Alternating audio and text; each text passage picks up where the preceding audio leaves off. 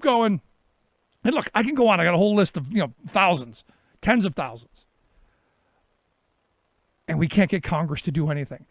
And look, in 2009, I was talking about going to the German model of ensuring that nobody loses their job, that they stay attached to the workplace, that they stay attached to their benefits, and there be a program to help folks, trim the number of hours they work, some subsidies for companies to keep their employees on the books, and to have the program in place so that folks stay attached to the workplace and still collect about the same of what they were making if they were working full-time.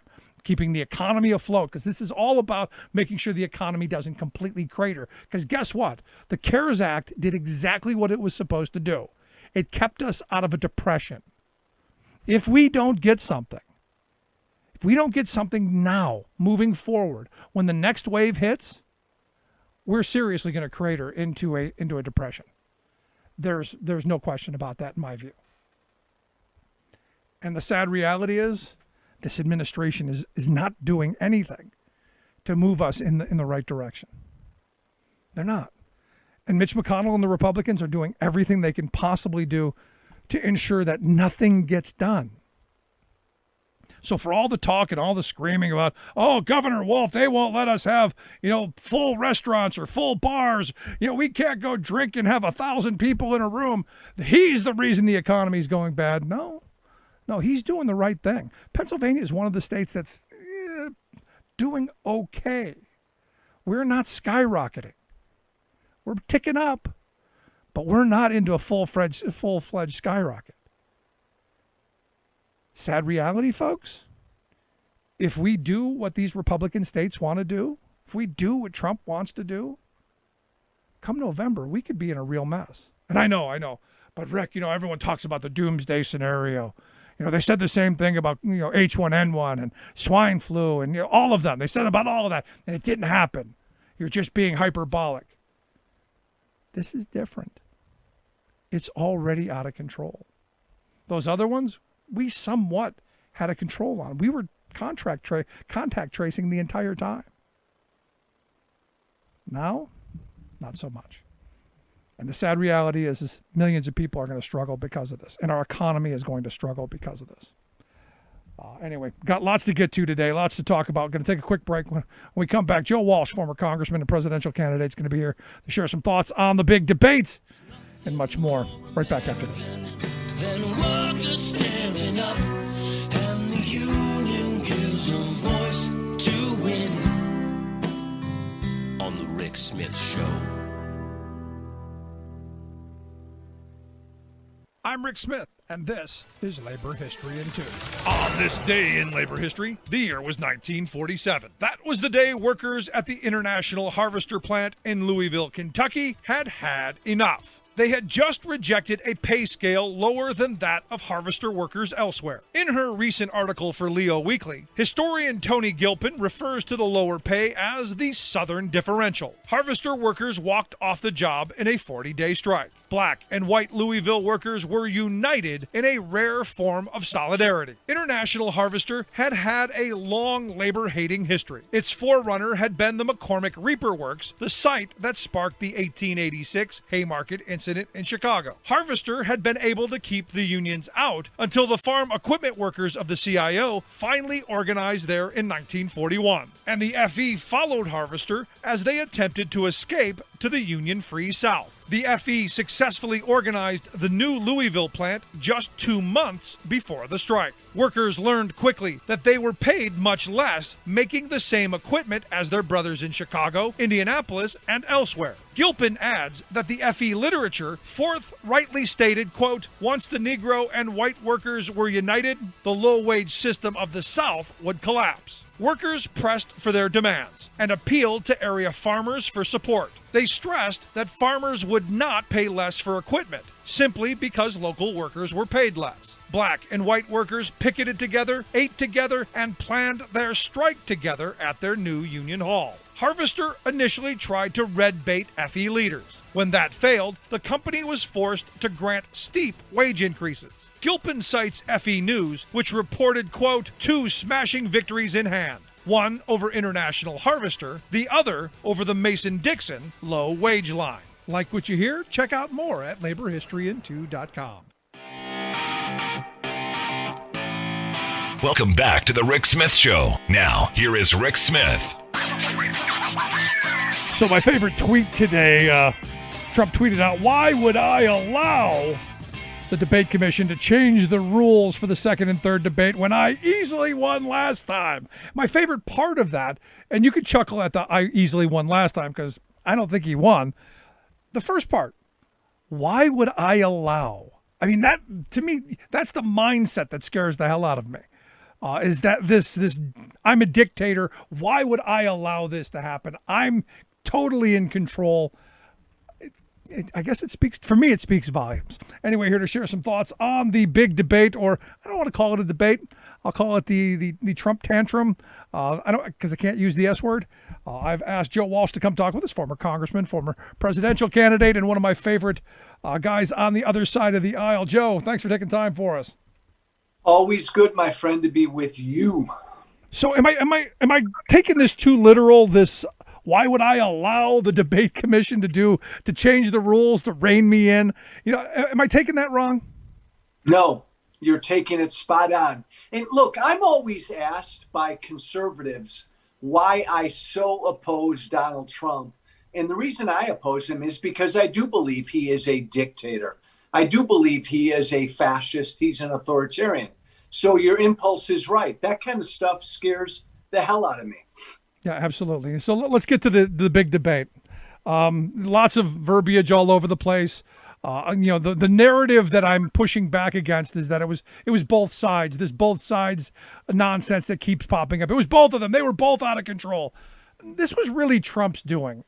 Trump was the guy who came, in my view, and you can disagree. He was the guy who was the most aggressive, the most interrupting, just the most outrageous. It was an embarrassment. It was a disgrace, and it was all Rick because of him. Look, I went to bed that night though with a smile on my face because I think Trump officially lost the election after that debate. I really do. I think it's over. Now, I want Biden to win. You want Biden to win. I'm going to work my ass off like Biden's 20 points down for the next 34 days. But Donald Trump officially lost the election that night. I think it's over. I hope you're right. But I'll tell you, from the people that I've spoken to here in my neck of the woods, they got exactly what they wanted out of Donald Trump. I heard he was strong. He didn't let Biden push him around. He showed how weak Biden was. That was the message I got from the Trumpkins in my area.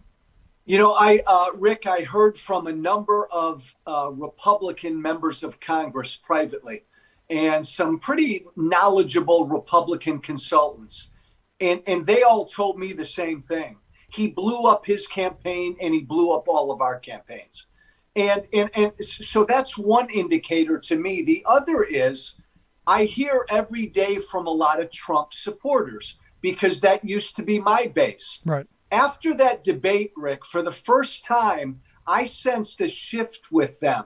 I heard from a few of them, and I've heard from a few of them every single day, who said, Donald Trump had a lousy night. That was terrible. He was an embarrassment. These are Trump supporters. So I really do think it hurt him. I hope so, because when I watched it, I got to tell you, I wanted it over. It was painful to watch because I started thinking about what does the rest of the world think of us? If we're turning into one of those banana republics where the leaders then end up into fisticuffs. There's something wrong with that. Look, again, Rick, you and I have talked about this. We have a horrible human being in the White House. He's a 5-year-old. He acted like a petulant 5-year-old that whole night. Now, anytime you can have people see that, anytime you can have Donald Trump exposed, even if there were a few thousand people watching him for the first time Tuesday night, it's a good thing. It's a good thing. I hope there are 2 more debates because he can't change. He won't change. No, I hope there are too. And everyone was saying yesterday, I got the liberals are saying, well, Joe Biden should cancel the result the next debates. And I'm like, hell no. If I'm Joe Biden and someone says, hey, we should cancel the debates, I go, hell no. I'll debate him on this stage. I'll debate him in the alley, in the phone booth across the street. I'll debate him wherever because we're going to kick his behind. None of this surrender monkey stuff. Stop with that. I agree, Rick. I don't think he needs to debate Trump again. I think if Biden said the hell with it, this guy's worthless, I'm going to spend the next 34 days talking directly to the American people, I don't think Biden would be hurt by that. But I don't think he'll do that. Look, Rick, Biden didn't have a real strong night. And I like Joe Biden. He wasn't sharp. He wasn't strong. But none of that mattered because Trump was so horrible that it dwarfed anything Biden did. Yeah. I think Biden looked a little nervous. I think now Biden knows this guy's an idiot. I can't wait to go back in there with him. No, but I think Trump went in and executed his plan perfectly. I think he did exactly what he wanted to do, which is to disrupt Biden. Every thought that came out of his mouth, he disrupted and he redirected, trying to get him to force a stutter, trying to get him to do something to delve down into dirt with him. While I loved you keep yapping or shut up, man. While I loved those, I loved that he's a clown and Putin's puppy. I loved all that. It still made him come down a notch. Yeah, I think that was the strategy, Rick. Like they wanted Trump to be really aggressive and force Biden to say something stupid. The problem is I think Trump screwed up that strategy because he constantly interrupted Biden. I mean, Biden couldn't get a word or two out before there was an eruption. I know for a fact Trump's advisors did not want Trump to be that aggressive or, as Chris Christie said, that hot. Yeah. Because that was a turnoff to everybody who doesn't watch Sean Hannity. That Trump the other night was a big turnoff. Yeah, well, I hope you're right. Now, I wanted to get your thoughts because you're a constitutional guy. Here in Pennsylvania the other day, Donald Trump said to the crowd of faithful that he doesn't want it to end up in the Supreme Court. He doesn't want to go back to Congress either. And he threw out that, hey, we've got the advantage, something like 26-22. And I truly don't think anybody in the crowd knew what he was talking about. But the 26-22 number is if it goes back to the House of Representatives, the vote would be 26-22 for Trump. So it tells me, and you can agree or disagree, it tells me that this is at the front of his mind. This is something that they've discussed. It's something they're planning for, and it's something that the wheels are moving for, especially when you look at today and here in Pennsylvania, the House Republicans moved forward on a special committee to evaluate the elections and possibly overturn the decision of we the people. I agree, Rick, but I think it's desperation. I think Trump knows he's going to lose. I mean, he's stupid, but I think he knows he's going to lose. And his MO, Rick, this is his MO for his whole life. He does something, he screws something up, and he just cuts and runs. And I think that's what he's laying the table for right now. He knows he's going to lose, so he's trying to have other people to blame. He's going to blame people like you. He's going to blame the fake news. He's going to blame mail-in votes. He's going to blame voter fraud. He's setting the table to have an excuse for after he loses. Now, it's worse than that, though, because he's delegitimizing our election. And, Rick, I truly do believe he is purposely inciting his supporters to get violent. Oh, of course he is. That's what's scary. No, of course he is. Yesterday we talked with Greg Palast, and he was saying, look, if you think 2000 and the Brooks Brother riot was bad, and Roger Stone and his whole clan going down there stopping the count, by banging on windows and slamming doors, wait till the Boogaloo Boys or the Proud Boys go in their full military garb and start burning stuff down. He'll tell them, Rick, he'll tell them to stand by. They'll be fine. He'll tell them to stand by. But no, look, this is, you and I are about the same age. We've never had this in our lifetimes. I've disagreed with presidents, Obama, Clinton. Barack Obama would never even think about undermining an American election. That's what we have with this guy in the White House right now, and it's scary. But, Rick, look, I think I've told you this before. I think you're going to go to bed on November 3rd. You're going to know who won. You're going to know Biden won. I think Biden's going to blow him out, and I think we're going to know a lot earlier than people think. I sure hope so, because the last thing I want to see is this long, drawn-out, counting every ballot, checking every signature, lawsuits at every angle. I'm hoping that people get out in mass numbers. The 100 million people who didn't bother voting in 2016, I'm hoping they've registered and they go vote, because this pain and this misery is at some point got to stop. Because, look, we've got real problems. We've still got this pandemic we're dealing with. There are millions of people who've lost their job and more who are going to be losing jobs. There's infrastructure that needs to be rebuilt. I mean, there's just so much, and we're focused on a temper tantrum. Rick, I want to come on your show next March, and I want you and I to be talking about healthcare or infrastructure, and maybe having a nice, friendly argument and a fight. We're not. You're right. We're not going to get to issues until Trump is gone. But I'll tell you what. Donald Trump raised his right hand and was sworn in January of 2017, Rick. And in every single election since then, resistance to Trump, the turnout has been through the roof. I think we're going to see turnout against Trump this November like we've never seen before. Well, I said on Inauguration Day, as you're talking about, I said Trump will be the great uniter. Sadly, yes. And I said this then. I said he's going to unite the country against him. And I guess I don't think I needed my crystal ball, and I'm not clairvoyant. It just at the time, knowing who he is and knowing where we were heading, it wasn't a hard prediction to make. And here we are, the most kleptocratic administration in history. And I think we're going to be investigating this administration for decades. And I'm hoping there are numerous perp walks, but first we got to get him out of office, first and foremost, and that has to happen now. And I look at this statement by H.R. McMaster, who was on MSNBC, and I'm sure you've seen this, that basically Trump is aiding and abetting Putin's attempt to undermine our election because look, the Russia stuff that hasn't gone away. And sadly, what happened in 2016 was never dealt with. I've got people still telling me it was a hoax, even though it's going on still today. Is there a way to stop this in the future? Because at some point, we've got to address this, no matter who's in the White House.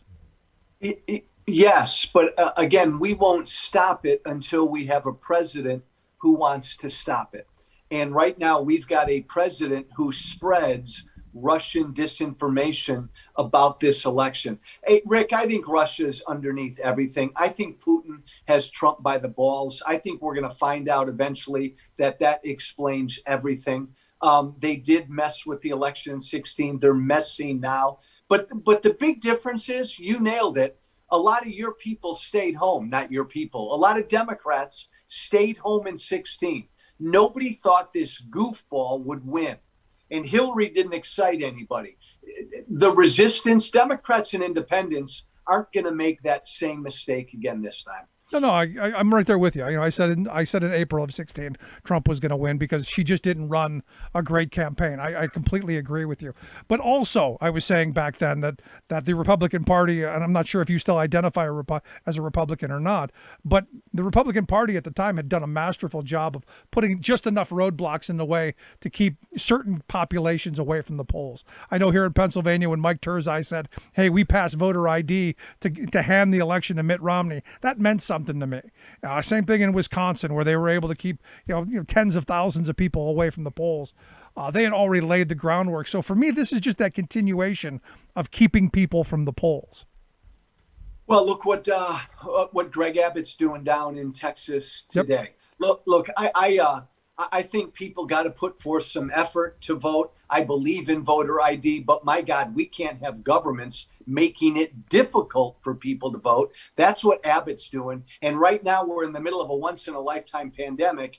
Any president and any elected official has got to make voting as accessible as possible. And this guy in the White House is doing the exact opposite. That's not what a winning candidate would do, by the way. No, I'm glad to hear you say that, because I think the one thing everybody wants is people to have access to the franchise and to be able to cast their ballot in a free and fair election that has some integrity. And this is, again, one of these moments I look at the Supreme Court, and I wanted to get some of your thoughts on this, because, again, you're a constitutional guy. For me, the Supreme Court being a 6-3 majority, I don't ever see the Voting Rights Act being completely upheld. I see a lot of the same shenanigans of the Jim Crow era being allowed to remain, especially, I think, with Amy Coney Barrett on the court. I'm curious your thought. I like her. I like her as a potential justice. I think it's wrong what Republicans are doing, trying to push her through after what they did in 2016. Look, Rick, Trump serves a 4-year term. He's got a right to nominate somebody. The Senate has the authority during those 4 years to shove a nominee through, but not after what they did in 2016. Not with a country that is this divided. People are already voting. They've been voting for 2 weeks. We've never put somebody on the Supreme Court during an election, literally during an election. So, I mean, as much as I like Amy Coney Barrett, I think the winner of this election should make that pick. Yeah, the only one that came close was Anthony Kennedy. They nominated him, I guess it was in November, and he was confirmed the next year. That's probably the closest in our lifetime. Anyway, I guess you could go back into the 1800s. But, this is one of those moments where they set the table back in 2016, and now it's, well, and look, I understand. We've got the power, and I'm not even contesting that. You're right. They've got the power, so Republicans can't complain if Democrats get the power and expand the court.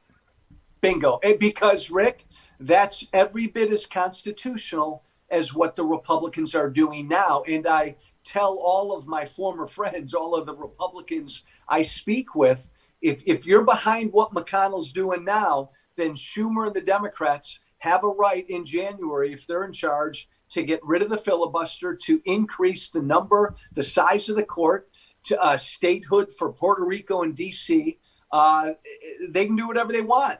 And this is the lesson to Democrats. Get power. Win this election. Absolutely. It's to live by the sword, die by the sword. But here's the thing. If I had to choose someone in the fight, and I hate saying this, I would choose McConnell over Schumer. Yeah, I agree with that. I wish it will be Schumer. I wish it was maybe another Democrat, because, Rick, McConnell's ruthless. Like, I think right now, McConnell knows Trump's going to lose. I think McConnell right now knows they're going to lose the Senate. All he cares about is this Supreme Court pick. That's all he cares about. That is absolutely his legacy. And since you brought up real quick the Supreme Court, you're thinking it's going to go Democratic in this election? Because I'm looking at Joni Ernst. The last poll I saw, she was down like 15. I'm going, wow, I wasn't expecting 15. Yes, I don't think that's even in question anymore. I think the Democrats are going to pick up seats in the House. My God, Rick, the Senate Republican Committee is airlifting $10 million down to South Carolina to bail out Lindsay, to try to save South Carolina. They're in trouble. Republicans, and they deserve. Hey, Rick, they deserve it. Absolutely. Period. Joe, I appreciate the time. As always, good stuff, my friend. I'm a fan, Rick. Thank you. Appreciate it. Our good friend Joe Walsh. Make sure you check out his program. We'll get links out on how you can do that. Let's take a quick break. Right back. Stick around. Remembering that united we bargain, divided we beg. Rick Smith.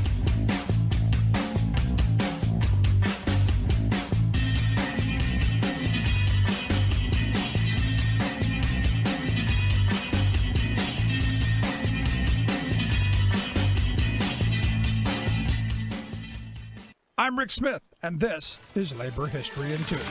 On this day in labor history, the year was 1851. That was the day that William Henry, a black cooper or barrel maker who went by the name of Jerry, was arrested in Syracuse, New York. He was first told that he was being arrested for theft, but then he learned that federal marshals had arrested him for violating the Fugitive Slave Act passed the year before. Jerry had escaped slavery in Missouri. The anti-slavery Liberty Party was holding its convention in a nearby church. When word came about Jerry's arrest, a crowd rushed to release him. Once released, he was quickly recaptured and returned to custody. But then a large crowd, numbering more than 2,000, gathered to free Jerry from the office where he was being held. According to research done by the Syracuse University Library, the first person into the office was J.M. Clapp, an ironworker likely chosen for his brawn. The crowd was able to free Jerry and hide him until he could escape into Canada. Clapp also had to flee to Canada to avoid arrest along with 8 others. 19 people were indicted for participating in the rescue. Only one person was ever convicted, and he died before he could appeal. In turn, the abolitionists won an indictment against the marshal who had arrested Jerry. They charged him with kidnapping. Although the marshal was acquitted, it gave the abolitionists a chance to publicly challenge the constitutionality of the Fugitive Slave Act. Each year until 1858, a Jerry Rescue celebration commemorated the event. Abolitionists referred to the, quote, Jerry level as a standard for justice. In 2001, a monument to the rescue was dedicated in Clinton Square in downtown Syracuse. Labor History in 2 brought to you by the Illinois Labor History Society and The Rick Smith Show. For more information, go to laborhistoryin2.com.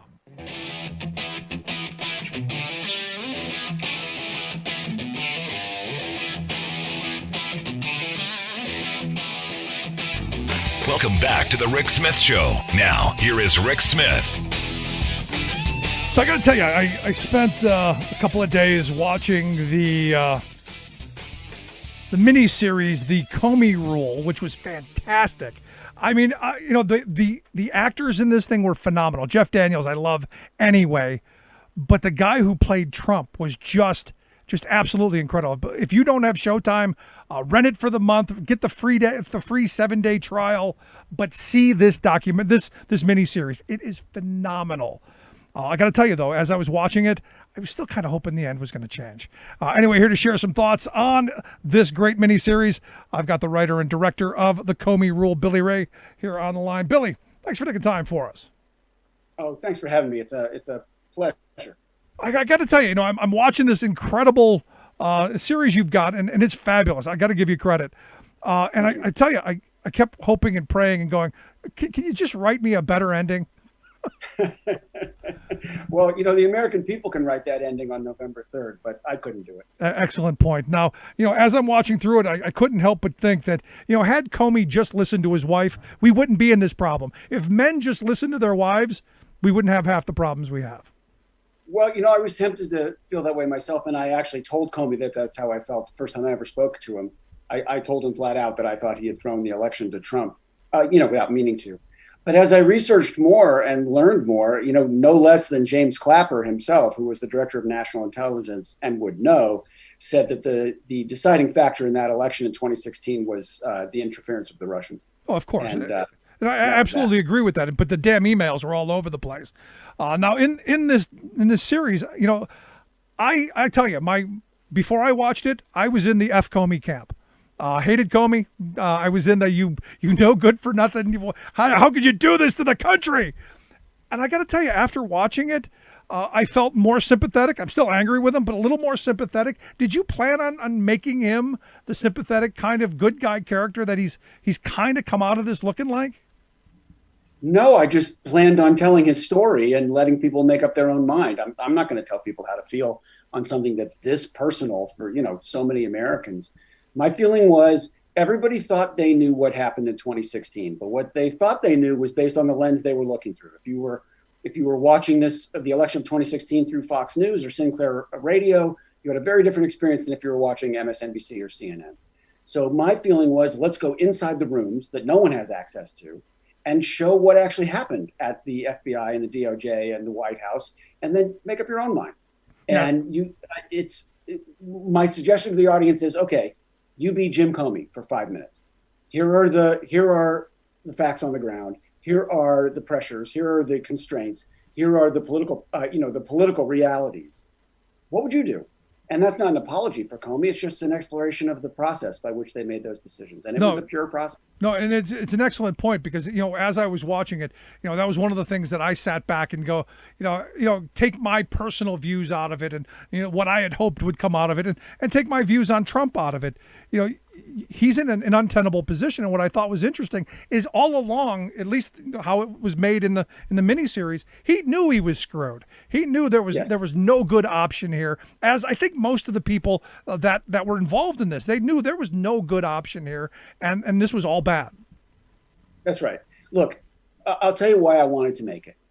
There's a group of people that Trump mischaracterizes as the deep state.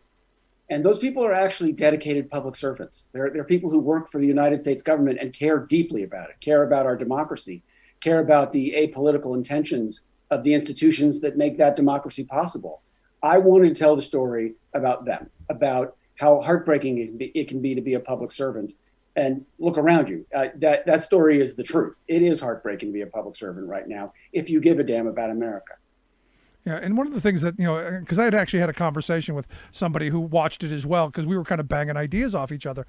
And I said, the thing that came out of this series that I think is most important for us as citizens is to understand that, in this environment, the FBI, they wanted to be straight down the middle. I don't think there were people who were picking sides at that moment. In fact, I've known a couple of FBI agents over the years, and they've tended to lean to the right. So, the fact that you're saying, no, they're trying to steal it for Hillary doesn't hold a lot of water. But I guess that doesn't really matter in today's media or narrative culture, does it? Well, if you're living in a post-fact world, then nothing matters. You can't prove any point if facts don't matter. The truth is that the FBI has always been a very conservative organization politically. The New York field office in particular was riddled with Hillary haters who had a real impact on the decisions that Comey made, particularly the one that he made in October. But the intentions of the institution are apolitical, and everything Comey did was apolitical. The fact is, and he knows I feel this way, as smart as he is, I think his political instincts are terrible. Yeah. I don't think he ever understood how poisonous the political atmosphere was in 2016. And I truly think that he believed that his decency was such that America was going to step up to that level. And of course, we didn't. No, of course not. No, it keeps coming back to it. And the question that my friend posed to me is, what exactly did they? What was in the emails? Because we've never really gotten a good explanation. There, I've been told there was nothing there. I've been told there were several classified things. I've been told a whole bunch of stuff. There's no actual common narrative that goes along with that. And I didn't think anything was pulled out of the miniseries either, because there's the scene where there's a guy asked Comey, so what was in it? And he says, "Well, can you keep a secret?" And he goes, "Yeah, me too." Well, here's the thing. While the FBI was putting all of that effort into the mid-year exam case, which is the Hillary's emails, at the exact same time, which is a complete non-crime where nothing happened, at the same time, they're investigating what Russia's doing to the American electorate, which is maybe the biggest crime of our lifetimes. And an equal amount of weight was given to both within the FBI, and a ridiculously disproportionate amount of weight was given to the Hillary emails in the public and in the press. The fact is that the Russians handpicked our president in 2016, and they are looking to do it again in 2020. That's not a matter of conjecture. That is a matter of fact. Everybody knows that it's happening. The difference is that in 2020, they have the full knowledge and willful participation of the commander-in-chief of the United States of America. That's new. That's unprecedented.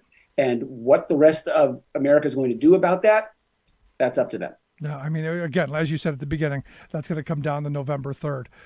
Now, as I'm watching the mini series, there's a lot of scenes in conference rooms, and I know you put a lot of meetings together into one little one, but I was interested in the banter that went on in talking about the options and talking about what particular outcomes could be. Where did you get that information from? Where'd that stuff come from? Well, I got it from the people who were in those rooms. I mean, the Comey's book was a jumping off point and a really valuable one. But I had to get on a plane and go to DC and interview other people who had been in the FBI or the DOJ. I had to interview lots of reporters. I had to interview people from across the aisle. I wouldn't have done this if I just had the perspective of one participant in the story. I needed everybody's point of view, including points of view of people that disagreed with Comey. But I think that's why the scenes have life to them, because everybody's got a point of view in there. Everybody's got emotional stakes in there. They care. They care about their country. They care about democracy. They care about the Bureau. And that's why those scenes don't feel like dry information. They feel like conflict. Yeah, you're listening to The Rick Smith Show. We're with Billy Ray, writer and director of the miniseries, the Showtime miniseries, The Comey Rule. As I said at the beginning, if you don't have Showtime, get it, do the 7-day free thing, or spend the money for a month. This is well worth the watch. As I was watching, the one scene that grabbed me is the single dinner with Trump and Comey. And I'm going, Yes. could this really have happened? I mean, could it really play out like this? And sadly, the more the more I know and the more I read about this, this kind of weird dynamic is something that I think Trump thrives on. Oh yeah, I mean the dinner scene is what happened, and it was the only day, by the way, that I had Comey on set. I made sure that if there was going to be one day he visited the set, it would be the loyalty dinner. He was there with one of his daughters, who I believe was 18 or 19. And one of the greatest compliments I ever got was after the first take. I turned around and I said, "What do you think?" He said, "You are ruining my day in a really great way. This is exactly what it felt like." Wow. When I had written the first draft of the script, I sent it to Comey. And of course, I was sweating out that response. But once I found out that he was so proud of it and so happy with it, the second question I asked him was, did I get Trump right? Did I get the experience of talking to Trump right? And he said, you did, because the experience of talking to Trump it's like getting hit by 10 fire hoses at once. And if you can manage to get your hands on one of them, you congratulate yourself, but you're still getting hit by 9 more fire hoses. And that's how Trump talks. And so that's how I directed the scene. I went up to Brendan Gleeson, who plays Trump, I think brilliantly. And I talked to him about the fire hoses. And I just said, don't let him breathe. Don't let him breathe. Just keep knocking him off balance. And then I went up to Jeff Daniels, who's equally brilliant as Comey. And I said, don't ever let him see you off balance. Whatever you do, don't let him see you shaken. And then you got that conflict. And I think that's why those scenes have the life, because the actors are playing such great intentions. No, but the thing is what I think is so powerful about this is, we all have our views of how the last couple of years have gone. This is accurate, at least from my perspective. And it's right there for you to view, and we can debate, all kinds of different things, but it's solid in my view. And the acting was fantastic. I mean, the people you got were amazing. And I guess we could go into how did you get such an all-star cast? But well, look, here's the thing. By the way, do you have Trump supporters that listen to or watch your show? Oh yeah. Okay, good. Well, I want to talk to them. We were doing a first draft of history. We were doing the first dramatic interpretation of Donald Trump ever, and that brings with it a great deal of responsibility. I felt. I love Alec Baldwin. I think those sketches are really funny, but we weren't doing a sketch. We were doing a dramatic interpretation of Trump. And maybe it'll be the only one ever, because after what Brendan Gleeson just did, what actor is going to want to take it on? I mean, he set the bar pretty high.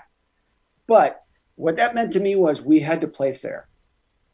We had to make sure that his hair wasn't cartoonish. We had to make sure that his makeup wasn't cartoonish, although Trump's sometimes is. We had to make sure that the suits fit better than Trump's suits actually do. We weren't going to do a joke voice with him. And I wasn't going to write him ridiculous dialogue. We were going to play him as he actually is and let his actions define him. I think ultimately we are what we do. And what I wanted to do was to present to America, but especially to Americans who had voted for Trump, this is the guy. This is who you chose to lead you. It's up to you what you think of him and his behavior. Yeah. But we are not going to stack the deck. We're going to let you make up your own mind, and that was the intention. No, I think you succeeded there. I mean, there were a couple of scenes that caught my attention, and the one he's rambling on about how there was a bombing of a school, and he was talking to the king, and he was actually talking about the wrong country, and then he was corrected, and then immediately turned vicious. And every story I've ever heard about Trump it is that quick. That you're his buddy, we're best friends, and all of a sudden, flip of a switch, you're the Antichrist, you're the enemy, you're a loser. Well, here's the thing. He loves to go after Jim Comey in the public square. But one thing is really clear and provable. James Comey has never told a lie in the public square. He's never said anything in any interview or under oath that is untrue or is even shaky. Not once. Donald Trump's told 25,000 lies. Yeah, at least. That is the nature of his character. That is how he governs. So when I was faced with a scene like that scene, where I have Comey's recollections, which were memorialized right after the meeting took place, what I had to ask myself was, have I ever seen anything in Donald Trump's public behavior that contradicts what Comey is asserting here? And the answer was no. Everything that Donald Trump does in public comports perfectly with what Comey said he did in those meetings. And I think that's why those scenes feel so real. Yeah. And as I said, one of the things that caught me is, the dynamic of his family and how it affected his family. It's just one of those things. Will there be a sequel to this, or will there be a follow-up series? I know we're writing it. I know history is writing. November 3rd is going to be part of it. But a follow-up of where Comey's been, what he's done, how this has affected the family after the fact. Any of that? That would strike me as pretty unlikely. I don't think, I think there's a real possibility that there will be more of the Trump story to tell. And I'd be game for that.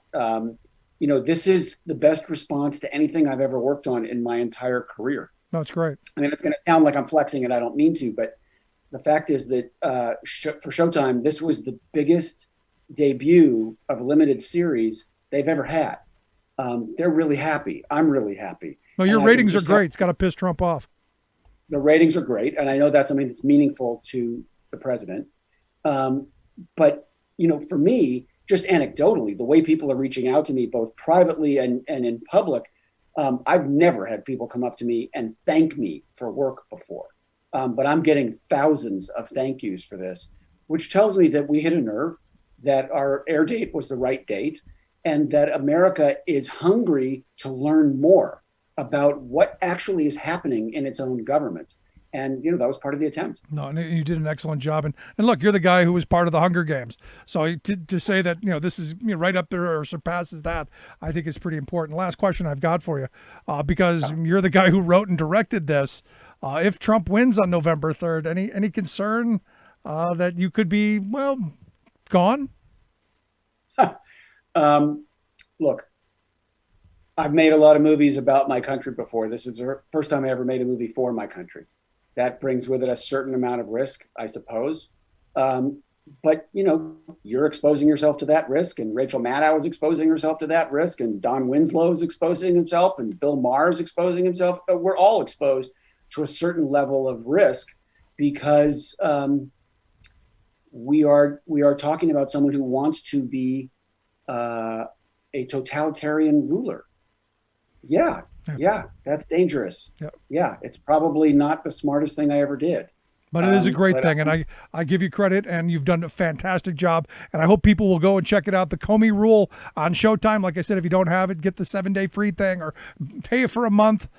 Do that, but see the Comey Rule, written and directed by Billy Ray. Billy, I appreciate the time. Great stuff, man. Rick, I really appreciate it. Take care. Thanks so much. Again, like I said, make sure you check it out, the Comey Rule. Quick break, right back. Stick around. You're listening to The Rick Smith Show. We're working people on the talk. Remembering that united we bargain, divided we beg. Rick Smith.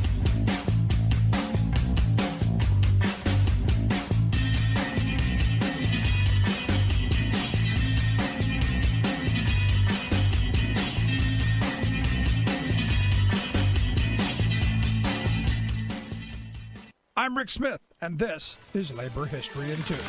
On this day in labor history, the year was 1991. That was the day that the Pattern Makers League of North America merged with the International Association of Machinists and Aerospace Workers. Have you ever heard of the Pattern Makers Union? The Pattern Makers can trace their history all the way back to 1877, where 13 men met in Philadelphia to form their union. Highly skilled craftsmen, the Pattern Makers created molds and models. These cast molds were an essential step in the industrial manufacturing process. The earliest cause of the pattern makers was the 9-hour workday. Over the years, the pattern makers fought for the health and safety of their workers in an ever-changing industry. Like many industrial workers, ebbs and flows in the economy hit their union hard. Their membership peaked during productive industrial times, including during World War II. The pattern makers issued a lively bi-monthly journal. The journal related the news of their union, but also reported on major legal decisions and events impacting the national labor movement. Also in the pages of the journal, the pattern makers related their efforts to support other workers in metal trades. By 1959, the pattern makers had more than 15,000 members.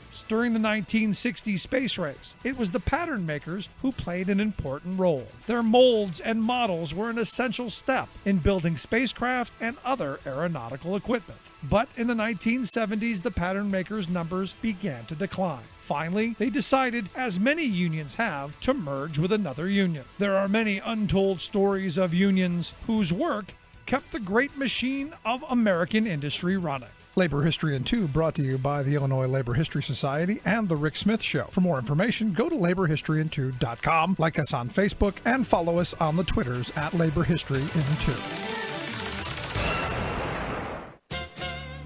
Amazingly, America has become a nation of socialists, asking in dismay, where's the government? These are not born-again Bernie Sanders activists, but everyday people of all political stripes, including previously apolitical multitudes who are now clamoring for big government intervention in their lives. Nothing like a spreading coronavirus pandemic to bring home the need that all of us have, both as individuals and as a society, for an adequately funded, fully functioning, competent government capable of serving all. Instead, in our moment of critical national need, Trump's government has been a rickety medicine show run by a small-minded flimflammer peddling laissez-fairyland snake oil. We have it totally under control, Trump pompously declared after the first U.S. case was confirmed in January. For weeks, as the pandemic spread out of control, he did nothing. An increasingly anxious public found that they couldn't even get reliable test kits from Trump's hollowed-out government health agencies. Still, he shrugged off all concern and responsibility.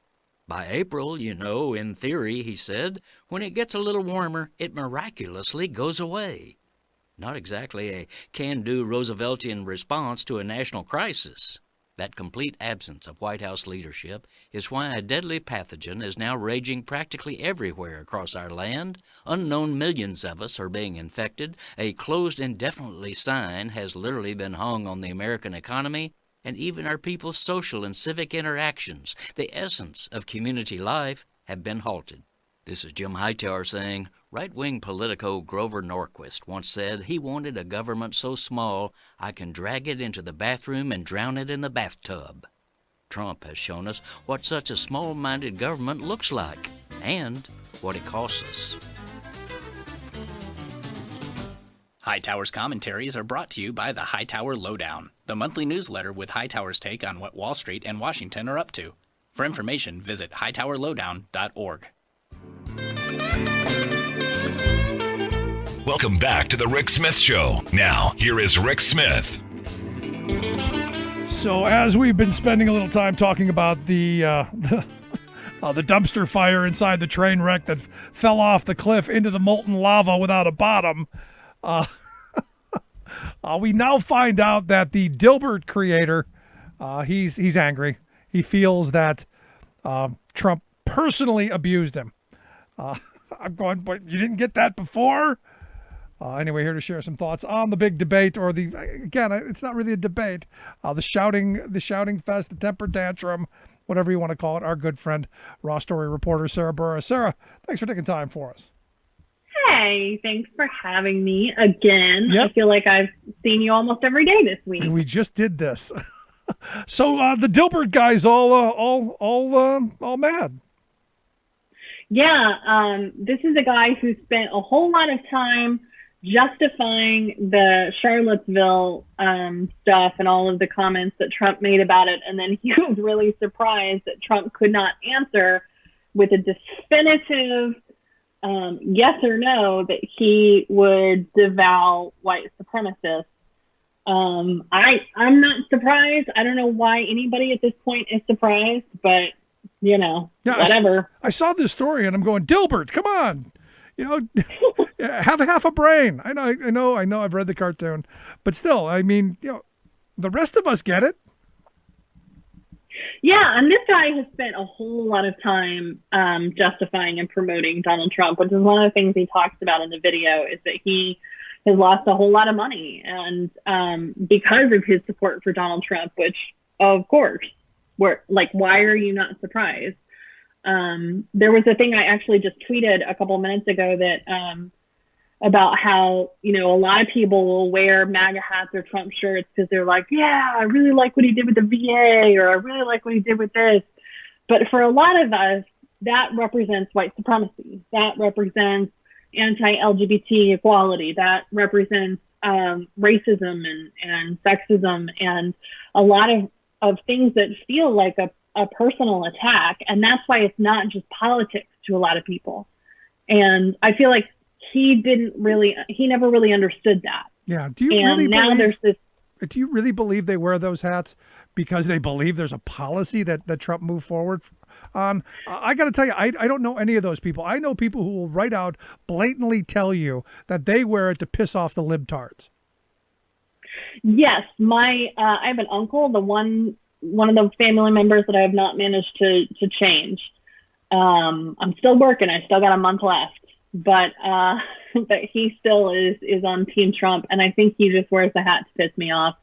But I mean, like, I don't get pissed off by stuff like that. Right. I get pissed off by, like, physical representations of racism in the streets and my president being a complete asshat. So, a hat doesn't do it for me. It's really the person underneath it and what their behavior is that does it for me. But here again, it's it's another one of those symbols that, like you said, it symbolizes the hatred and down the list, much like the Confederate flag. I mean, I know people who they have no idea what the history of the flag is. They just know it Right. irritates people. So that's the reason they've got it. And look, I've met the people who are honest about that. They go, look, I just like ticking people off. Yeah, which, these are the same people that are online trolls. Spend a lot of time in the QAnon and other random ass weird message boards from the 90s. And I've read a couple of stories about trolls. There were a couple of people who did psychological profiles on trolls. It's very interesting to me. Like, what is it in your life that makes you want people to hate you? Is it because you feel like there's something wrong with you and that you feel like other people should hate you? Like, what is this really about?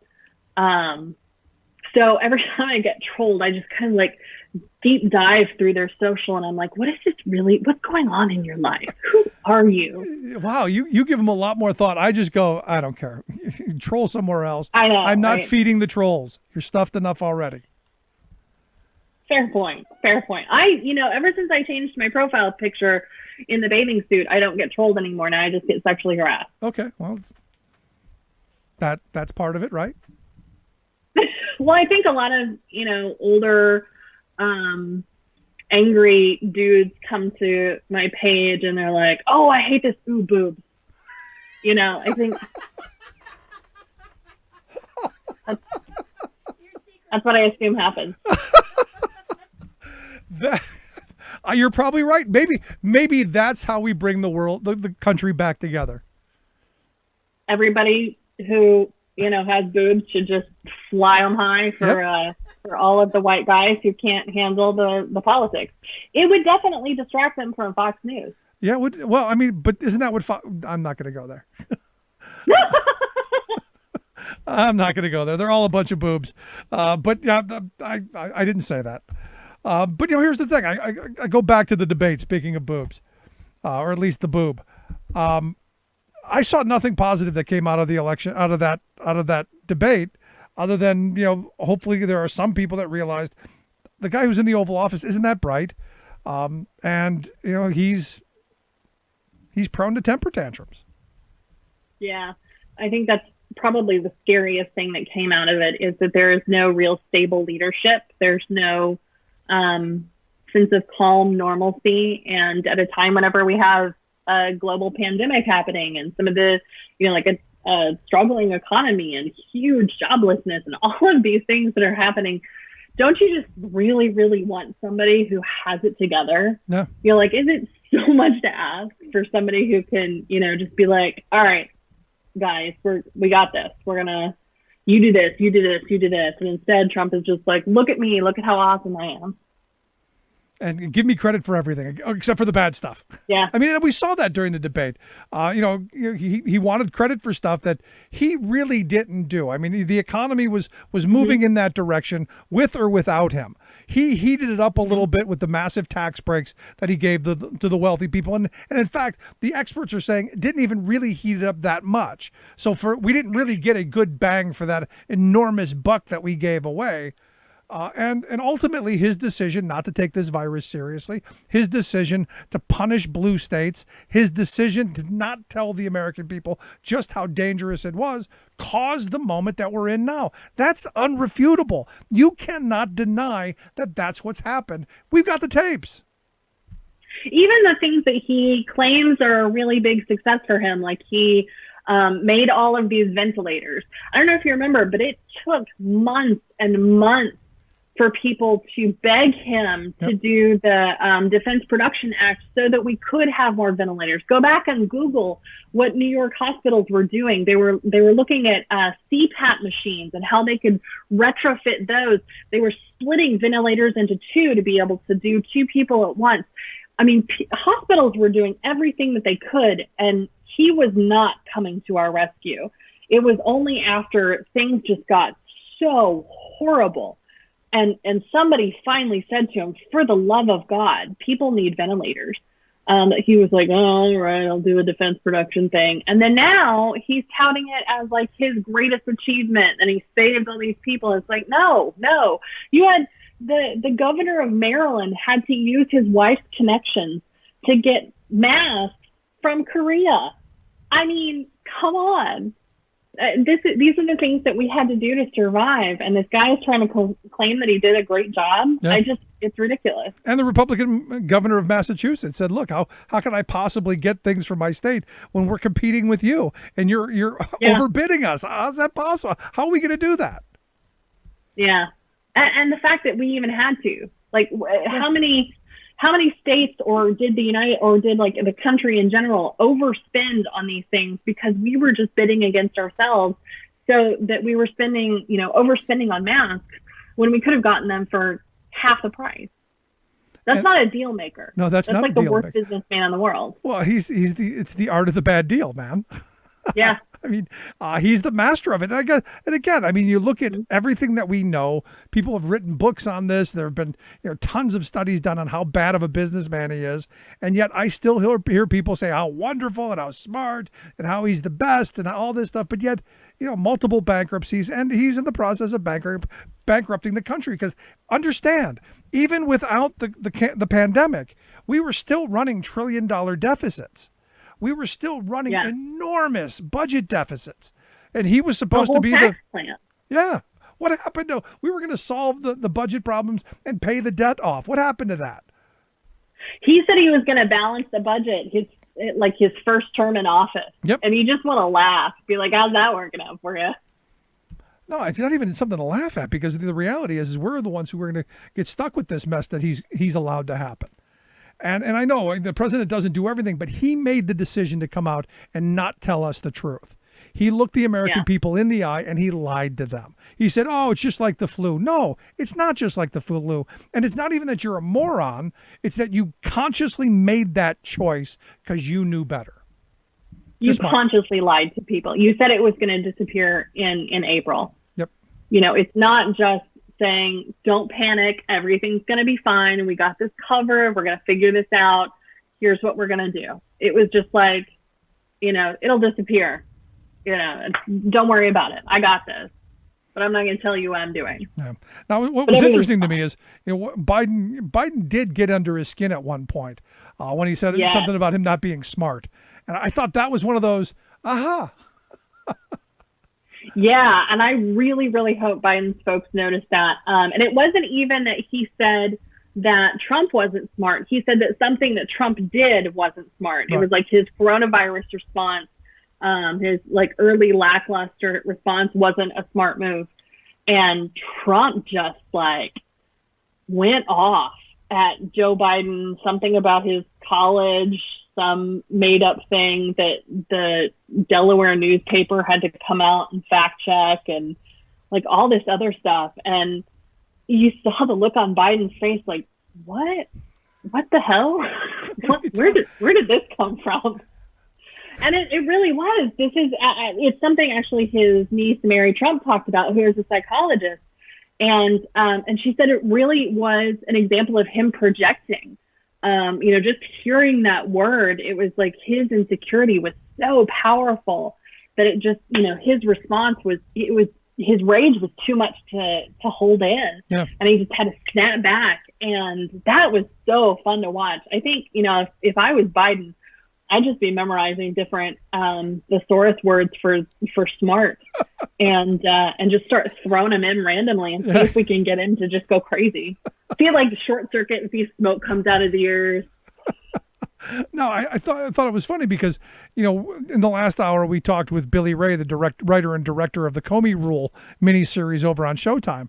And there's a scene in the movie where, much like that, he's talking to the guy and they're having their buddy kind of conversation. The guy then disagrees with him and, kind of calls him, and immediately he turns, vicious, just like that. Says, "How's your wife feel? How's it feel to be a loser?" And he hangs up on her, and I'm going, we saw this in the debate, and, right there in front of us. So, it's just one of those moments where this is who he is. It is. And I mean, I know that this is terrible and he's a horrible person, but again, like, I'm just so fascinated by this. And Mary Trump really gives you a glimpse into, her grandfather and the relationship that they had in that family and how dysfunctional it was. And it's so surprising the way that they all grew up and that obviously Trump really is, just a big baby. He's just a very old child, and he's still really fighting for his father to love him. Yeah. And he doesn't really understand it, because he's never had therapy. He's never done any kind of self-reflection or self-work. And so it's very interesting to see, and he's just got to be so miserable to carry that amount of self-doubt and internal hate, and to be acting all of the time, to try and be on all the time so that everybody thinks that you are this big, glorious person. That's just got to be exhausting. Yeah, because for him, it's about ratings, isn't it? Yeah, it is. It's absolutely all about ratings. And it's about trying to portray himself in a way that everyone will love him, because nobody does. So this is one of those moments where you go, then, he is this way, and we know he's this way. How is it that you still have people like Ted Cruz who are still willing to go out and defend him? I mean, I'm sure you saw the thing with him and Chris Cuomo, and I'm just going, how is it that, after all of the horrible things this guy said about you, you're still going to carry his water? Was it Ted Cruz's father who killed Castro, or was that Rubio? Which one was it? It was Kennedy. Kennedy, that's who it was. Yeah. It was Kennedy. It was JFK. Cruz, apparently Ted Cruz, he said Ted Cruz's father killed Kennedy. I think that he got, what's his name, on the Inquirer to do like some fake story about that, about where Ted Cruz's dad was and relation to Dallas, and that he did there was some sort of Cuban thing going on. It's just like, this is so convoluted. Like, this is a really bad conspiracy theory. Like, you guys didn't even try for this one. Yeah, but it's one of those things where why would you then go out and defend him? Especially since, didn't he call Ted Cruz's wife ugly or something? Yeah, like the dude went after his wife. And it's just like, man. And actually Ted Cruz snapped at him because of that. Like, I remember him yelling at him saying, leave Heidi alone. And it's just weird. Like, I don't know what he could possibly have on Ted Cruz. I don't know if Ted Cruz probably sees this as a political opportunity. Ted obviously wants to be something more than just a U.S. senator. And Trump put him on the short list for Supreme Court. Obviously, that's never going to happen if Trump, gets reelected. Even if he gets reelected, there's not. It'd have to be like Clarence Thomas would die or something for him to be able to appoint somebody. And I don't even think it really would be Ted Cruz.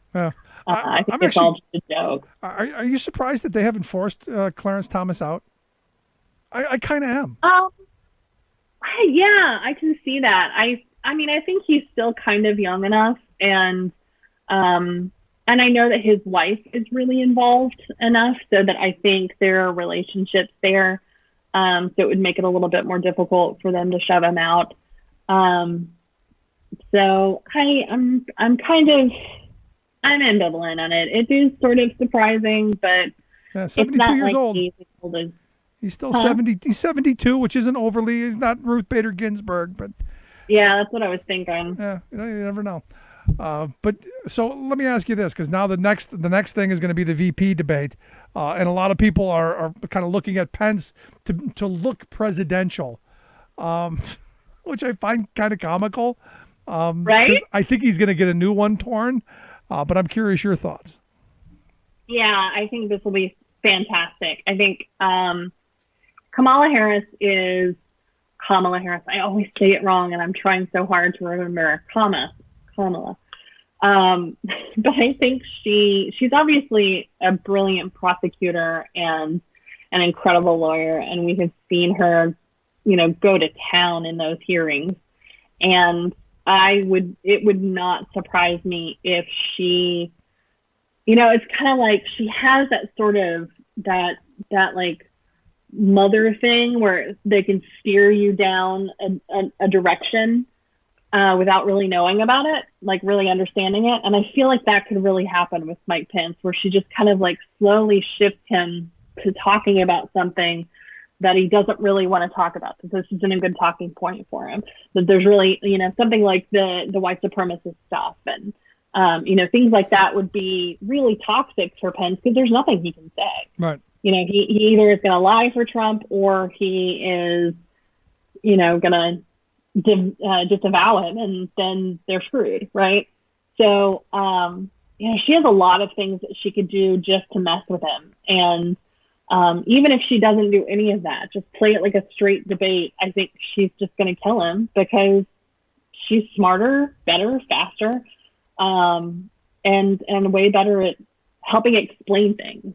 And Trump, they've got a record now. They've got to defend what they've done the last 4 years. Nothing. That's the tax it. bill. Good luck defending that. Right?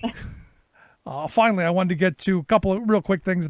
Obviously, the vote today on the fact that we're not going to get a stimulus bill here today. And then yesterday, I don't know if you saw the Katie Porter thing, California Representative Katie Porter, with the CEO, basically just taking this drug CEO to task over raising one drug, made him, she said, $500,000. And my response was, we should be doing this to every healthcare CEO and every CEO in this country over taxes. We should be bringing them in with the whiteboard and excoriating them. Don't you know that like every single person who ends up in that committee, every time Porter like pulls out a whiteboard, they're just like, oh God, oh God, oh God.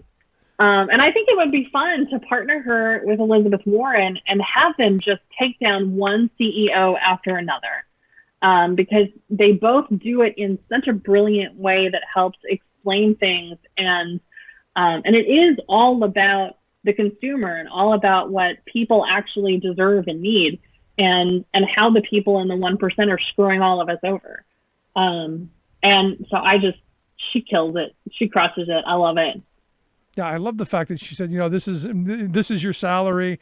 This is what you got because of this drug price. This is how many times your salary is and what a Social Security recipient gets. I love the fact that she laid it out in those simple terms, and then took it to that one, raising the price of that one drug, tripling the price of that one drug, put $500,000 in his pocket. Must be nice, right? Yeah, it must be nice. But for me, this is she's the kind of person I want in Congress, and we need more of. We need more people who are going to carry the working class water into the halls of power and make sure people know how bad the moneyed interests of this country have been screwing us over. I think that there are a lot of people in Congress who have that belief, but they just really suck at pulling it off. There are a ton of amazing progressives and and people who speak out for workers, Sherrod Brown, AOC, like there are a lot of people, but when it comes to an actual hearing where you can hand it to somebody, that is always going to make such big news, right? That, I think the whole country sees that stuff. And those are really important things because, that doesn't end up on, some press conference or whatever is not going to end up on everybody's Facebook feeds. But, a congresswoman or a senator handing it to a CEO, that's going to go viral. So it's all about sort of knowing how to do this better, knowing how to pitch these things to the media a lot better. For me, it's the whiteboard. We should hand out whiteboards to every member of Congress. Hey, and I got to say, I don't know if you saw this just a second ago, there was breaking news that the White House is not going to have a nativity scene for Christmas because they couldn't find 3 wise men. So, bang! I thought you were going to give me the breaking news that Hope Hicks has coronavirus. Yes, Hope has COVID, but, and she hung out with the president, so I guess he's going to start taking the hydroxychloroquine and shooting bleach into his veins. Again. I'll buy him the bottle. If he'll take it, I'll buy him the bleach. I have the color safe in my closet. I'll get him the good stuff. I'll get him the 70% hypo sodium. I forget what it is. Hypochlor. Forget. I'll remember it. I like it. I'll get it. It's Clorox is like 5% of this compound. I can get the stuff that's like 70%. We'll let him shoot that into his veins. There you go. Anyway, Sarah, as always, good stuff. Appreciate the time. Thank you. Everybody have a good weekend and be safe. Thank you. You too. Our good friend Sarah Burris, Raw Story. Make sure you check out her work over at Raw Story. She does incredible work. Quick break. Right back. Stick around.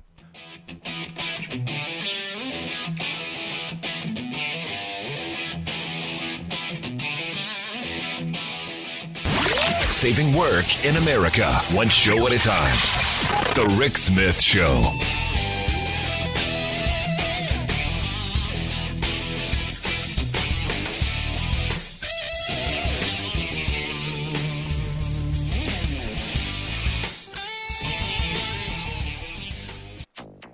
I'd like to talk about climate change. So would I. So would I. Green News Report special coverage. A surprise discussion about climate change at the first 2020 presidential debate in Cleveland, Ohio. All of those surprises and more straight ahead from BradBlog.com. I'm Brad Friedman. And I'm Desi Doyen. Stand by for 6 minutes of independent green news, politics, analysis, and snarky comment. Here's the talking deal. about the Green New Deal. That Dumbest, is not, most ridiculous, that is not, where airplanes are out of business, where two-car systems are out, where they want to take out the cows, too. No, they don't want to take out the cows.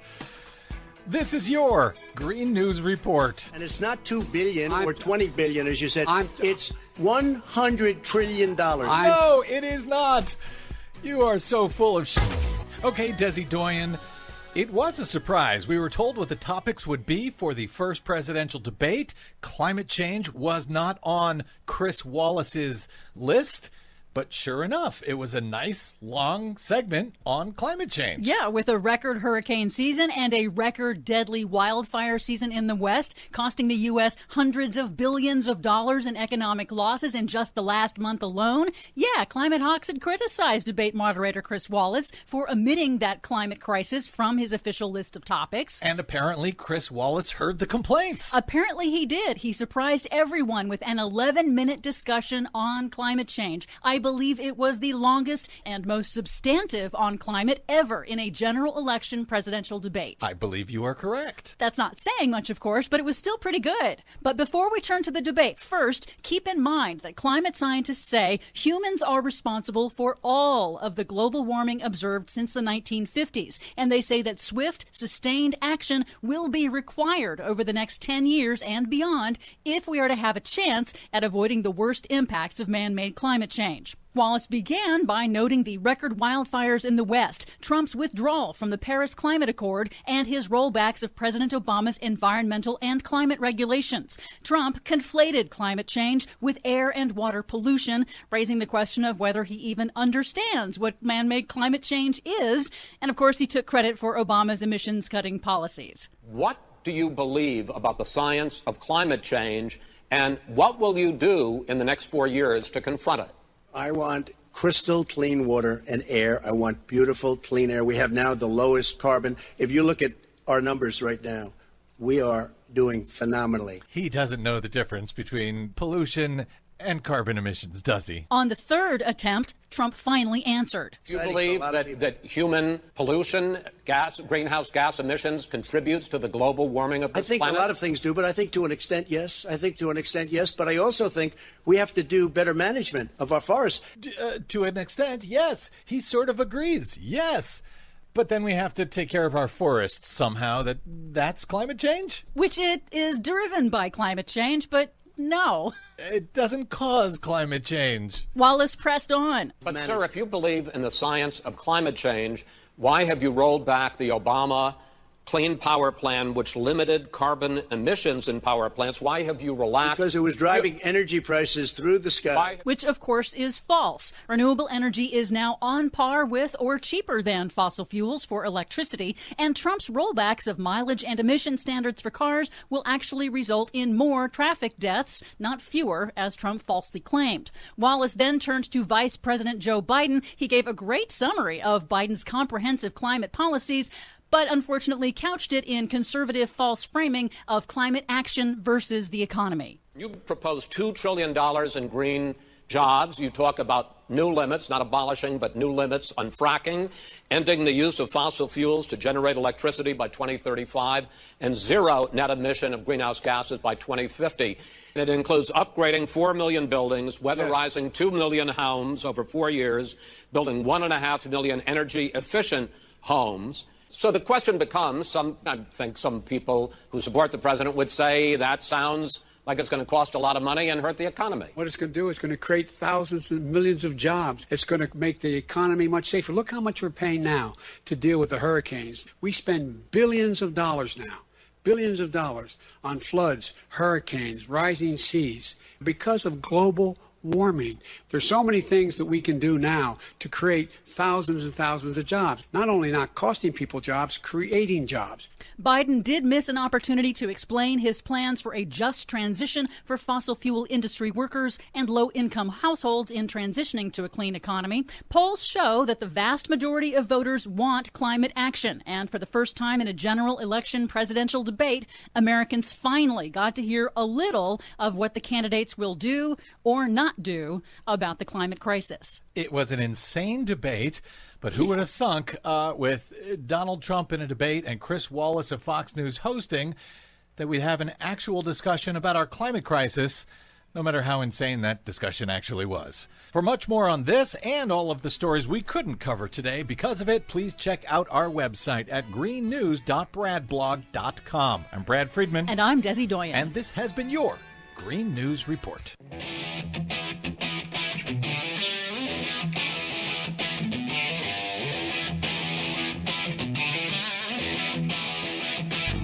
Welcome back to the Rick Smith Show. Now, here is Rick Smith. So everyone's giving credit to Mayor de Blasio in New York City for reopening all of New York City's schools. They're the only big city in the country to do so. They've got something like 480,000 kids who have opted to start the school and do remote only. But they have opened all the buildings. They are trying to do the social distancing. They're trying to do all of the things there. And look, they're getting some credit for it. We'll see how it plays out. I mean, I'm a little leery, but we will see.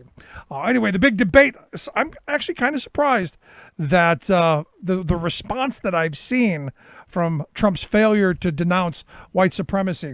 I'm kind of surprised about it, and here to share some thoughts on, well, the link between school choice and white supremacy and a lot of the messaging we hear from our political right. I've asked Tom Ulican to come talk with us. He's a teacher, a blogger. His website, tulican.com. Lots of excellent stuff there. Tom, thanks for taking time for us. Hi, Rick. How you doing? I'm good. Did you have a chance to watch the giant dumpster fire the other night? I certainly did. It was less than entertaining. If you wanted to see, an old guy throw a temper tantrum, it was hysterical. Yeah. There's a woman up in Michigan that writes a Teacher in a Strange Land blog, and then she's just saying, we didn't need to cancel all the rest of these because we can't have children seeing this stuff. Yeah, I keep there should come with a disclaimer at the beginning. Take the children away. She was saying, can you imagine that if before that debate you assigned your 8th graders to write something about that debate, their impressions? Do you think teachers would actually do that in this day? I mean, right now? Yes, absolutely. That's a social studies kind of assignment. I sure hope not. I guess, giant S show. That would be my report. And give me an A. Because that's exactly what it was. But here's the thing. I mean, one of the things that came out of the dumpster fire was the fact that Trump didn't denounce white supremacy. And the reality is you've got this white supremacist vein running through our country that's, they're pushing a lot of policy. School choice being right at the heart of it. Because, look, it's about the money for them, I believe. Well, I think that's more than just the money. I think without a doubt it is the money, but school choice, come on, it was invented by the segregationists in the South after the Brown versus Board of Education ruling in 1954. That's when what's his name, Milton Friedman came up with the idea of vouchers, and it was all about keeping white kids in white-only schools. We don't want any race mixing. So I think that's still a lot of people. It comes down to, I really don't want my kid going to school with those people. Right. And so I think that's part of it. But I think another part of it is I think we have a burgeoning oligarchy in the United States that wants to get rid of democracy. And public school is one of the foundations of democracy. If they can privatize it with school choice, that goes a long ways to undermining democracy.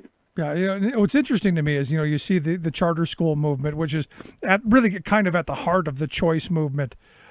They're pitching it to the African American communities and to the poverty communities first, because look, most affluent suburbs, they fully fund their public schools and they want to hold on to them and keep the others out, by the way. But, they've sold it to the poor among us as, hey, you're getting something, when in reality, in my view, and you can agree or disagree, they've basically handed them an anchor in the middle of the ocean. Well, there's really a lot of really terrible things involved with the whole charter school movement. Okay, vouchers didn't sell. Charter schools, they were able to sell. And they were able to market charter schools. And one of the reasons charter schools have done so well is the federal government's put $4 billion into them. And that's a lot of money. And then these giant foundations have, I think it's the Walton Foundation brags about having financed 1/4 of all charter schools that were started in the United States. And so it's just tremendous amounts of money going into charter schools. And the whole point, it's not to improve education. It's to undermine public education. I really think that the whole goal there is to undermine public education, have less taxes, have less public education, have less democracy. Yeah, but we're told, Tom, that this is about competition. We're creating these charter schools to compete, and this is somehow going to make the public schools better because, competition always makes things better, Tom. Well, of course, we all know that, but in the reality is charter schools have been a spectacular failure. 1/2 of all charter schools have closed their doors within 15 years. Within 10 years, it's like 40% have closed their doors. It's charter schools fail at this amazing rate, and then the public schools have to pick up the kids. Over 1 million kids now have had their schools closed on them. Now, the true believers, Tom, would tell you that they believe that the public school should be closing at that rate as well. That only the best stay open. Tom, this is we're creating just the strong survive. This is survival of the fittest. Only the best schools will be there for our kids because we all want the best for our kids, right? Well, Darwinian economics may not be the best idea. I'm just saying. No, I agree with you, but that's the argument they're going to throw back at you, that the competition is going to weed out the weak and only the strong survive. And of course, the problem is what's their metric? Their metric are these phony standardized tests that only measure the economics viability of the family of the kid taking the test. That's the only characteristic of a student taking a standardized test that is measured on standardized testing is the wealth of the family that student comes from. That one has a pretty high R correlation. Nothing else has a high R correlation with standardized testing. Right. You can't measure teachers. You can't measure students with standardized tests. It just doesn't work. There's ways to evaluate teachers and schools, but standardized tests won't do it. You need a team of people to go in and look at a school for a couple weeks. Yeah, but the thing is then that's actually acknowledging that teaching is a profession worthy of actual subjective thought. We want to make it like an assembly line, a factory where at the end of the production we have these little vessels that we pour information in. These little vessels called children, and we just pour information in their heads and we stamp them out at the end, and they're all the same, and they all have all the information we want them to have. Yeah, and of course that's been a theory of education that was pretty much wiped out in the 19th century. In the 20th century, it was totally done away with. And now we have these people saying, "Oh, we can just put them in front of a computer screen and they can drill them, and then they'll get this information." Well, education is not is not training for some kind of a job practice. Education is training people how to learn. Yeah, I guess that depends on what your view of the common good and what we want out of education. The business class just wants obedient workers who are going to show up, do the job, know just enough to do that, and never question why, not want better conditions, not organize and fight for better wages, hours, and conditions. None of that stuff. Just show up, do the job, and shut up. Well, that's one of the main reasons why you have in minority and poor communities lots of charter schools, because that's what they want to do. They want their kids to go to some high-priced private school where they get quality education and creative thought, learning how to be creative. That's what I want for my kids, Tom. Yeah, and they're going to be the leaders of society. And your kids, we're going to teach them a job, No, I see. This is the thing this is what they're selling. What you just laid out is what they're selling. Your kids are going to go to an exclusive school, and you're going to have this image of, it's where Barack Obama or Donald Trump send their kids. They're going to have small class sizes, and they're going to, experiential learning. They're going to get their hands on stuff. It's going to be great. And yet what you get is, curriculum owned by XYZ Corporation that you pay, millions of dollars for and stamp on standardized tests. And then the kids who can't keep up or have behavioral problems, we just chuck them out. Right. That's it. And, there's kind of an interesting thing. This process really started all the way back in the late 60s, early 70s with the student unrest. A bunch of people started really worrying that we were educating too much. We were teaching too much. And the Trilateral Commission, if you remember them, that was David Rockefeller's group. Zbigniew Brzezinski, whose little girl is now on MSNBC every morning, wrote a report where they basically said, they literally said, that we are educating too many people. We just it's a weird thing. Yeah, no, and the thing is, some of the quotes I remember back from, the late 1800s, where you would have rich people saying, well, I've seen people, spoiled for work. We can't educate them too much, or they won't show up and do our crummy jobs. And this is kind of where we are as a country, because you hear people all the time, and I think as a society we're angry because we're not living the American dream that our parents or grandparents' generation were able to. One income doesn't support a family anymore. You can't retire with the security of a defined benefit pension and the security of health like our grandparents did and our parents did. Things are getting back to the good old days of the 1880s and 1890s. And yeah, I think, it's the new Gilded Era. Exactly. And it's worse. It's bigger. This whole coronavirus era that we're in, it's unbelievable how much money billionaires are making while everybody else is suffering. Yeah. Billionaires are all doing great. Yeah, How's it's that almost possible? our heavy 600, our 600 billionaires. Last I saw, their combined growth of wealth from the beginning of the pandemic through the middle of June was almost $1 trillion. So just those 600 people. Yeah, it's just unbelievable. And they've rigged this. They came in with which was basically a pre-Civil War ideology about all taxes are bad. That was something that the plantation owners used to preach around the South, is all taxes are bad because they owned everything, so of course taxes were bad. They had to pay them. And that ideology is Grover Norquist anyway. Grover Norquist? Norquist, yeah. Grover Norquist. All taxes are bad ideology. Well, all taxes aren't bad. And one of the things, especially taxes on very wealthy people, aren't bad because they're grabbing all the wealth. Yep. There has been no growth for anybody that's making less than $100,000 since what, 1980? Yep. In fact, there was just a study done by the Rand Corporation.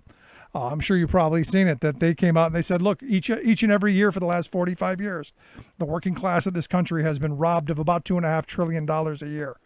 A massive redistribution of wealth from the people who work and create the wealth to the people who move money from one pocket to the other. Isn't that funny? They talk about that. The Democrats, those socialists, want to redistribute the wealth while they're just ripping off the people at the bottom of the rung and redistributing that wealth to the massive 600. Yeah, the argument is they're the smart ones. They know what to do with the money, and they do. They make themselves wealthier. Well, and the problem is like Brandeis said, you cannot have people that gather all the wealth to a small group of people and democracy. You can only have one or the other. You can't have both. If all the wealth is going to just a small group of people, you cannot have democracy. And look where we are. That's where we are right now. We're, Elizabeth Warren, her idea of a wealth tax has a lot of merit. I keep saying we need to go back to the good socialist President Dwight David Eisenhower's tax code. I do too. That really kept the wealth well distributed.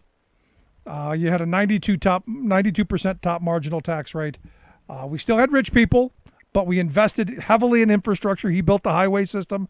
They did that, and we had wars because we're a war country, and he paid for them. So we still could have our wars. We invested in our country. We funded education. We funded people to get health care. We had a booming economy, and we didn't run up massive amounts of debt. And we still had rich people in war. So we didn't were okay. have any black people. Well, there were no black people visible anyway. Well, that sadly that's part of our history as well, isn't it? Yeah, I mean it's and what's really interesting, these people that really want to hang on to this white superiority, they need to wake up to smell the coffee. White people aren't even going to be a majority in this country in a very near future. They're already where I live in California. Mexicans are the majority. White people are something like 40% of the population. Yeah, but isn't that why Trump wants to build the wall? Don't you want the giant wall there to keep all those people out? Yeah, keep them out. Keep Californians out of Nevada, I guess. Oh, that's not where they're putting the wall, is it? No, that's not. It's not where they're putting it. So last question I've got for you, because, here we are in this really interesting moment, because charter schools and school choice and all that stuff is front and center now that you've got this Amy Coney Barrett going to the Supreme Court. I only see things getting worse. I'm curious what you see. Well, the biggest thing that I'm worried about her is that she's a religious freak. And we already have had an attack on the separation of church and state for the last 30 years, 40 years. Yeah. And now one more, and she belongs to some kind of Catholic cult that's just kind of scary. Yeah, but for me, it's more than that. I mean, you go to this school choice idea. This means that, billionaire Betsy DeVos gets her wish, and we start funding religious schools, which was never supposed to happen. But we're funding them already. We're funding them all over Wisconsin and Ohio, and I think Philadelphia, Pennsylvania, where you live. Yeah, we're already funding religious schools. That got broken down in about 2001. There was a Supreme Court case that opened that up so religious schools could get money. Yeah, but not to the extent that they're talking about. Well, it's pretty damn widespread in Ohio. Well, they're still preaching it here. They want to open it up. This is why the voucher movement is going on, so that you can send your kids to religious schools. There isn't an awful lot. You got David or Charles Koch putting all that money into selling vouchers, yeah. and the American Legislative Exchange Council pushing vouchers. People don't want it. Whenever it gets on the ballot, it gets voted down by about 2/3, but that doesn't stop them. We already know what the vouchers are. It's more handout to rich people, because they're the ones who send their kids to the private schools, because the vouchers don't cover the cost of private schools. Yeah, but it's all about destroying the public schools. Yeah. That's the main thing. Yeah, you're absolutely right. Thomas, I appreciate the time. Good stuff. Good talking with you, man. All right. Thanks a lot, Rick. I appreciate it. Make sure you check out Tom's site, tulican.com. We'll get links out on how you can check out his work. Interesting stuff. Let's take a quick break. Right back. Stick around. You're listening to The Rick Smith Show.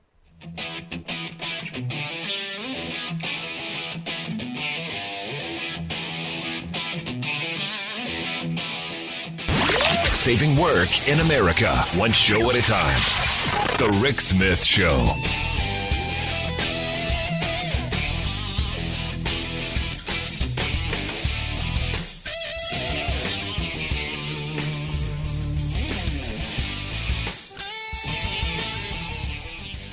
I'm Rick Smith, and this is Labor History in 2.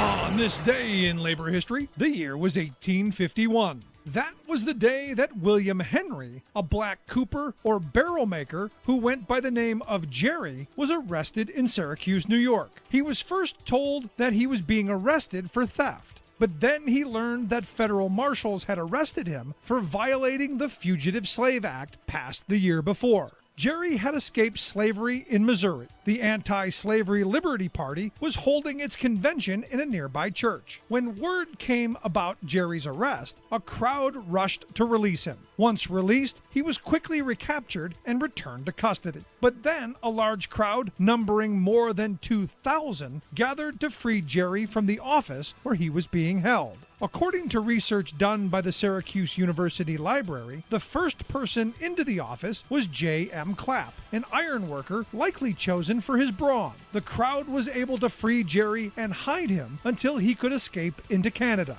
Clapp also had to flee to Canada to avoid arrest along with 8 others. 19 people were indicted for participating in the rescue. Only one person was ever convicted, and he died before he could appeal. In turn, the abolitionists won an indictment against the marshal who had arrested Jerry. They charged him with kidnapping. Although the marshal was acquitted, it gave the abolitionists a chance to publicly challenge the constitutionality of the Fugitive Slave Act. Each year until 1858, a Jerry Rescue celebration commemorated the event. Abolitionists referred to the, quote, Jerry level as a standard for justice. In 2001, a monument to the rescue was dedicated in Clinton Square in downtown Syracuse. Labor History in 2 brought to you by the Illinois Labor History Society and The Rick Smith Show. For more information, go to laborhistoryin2.com.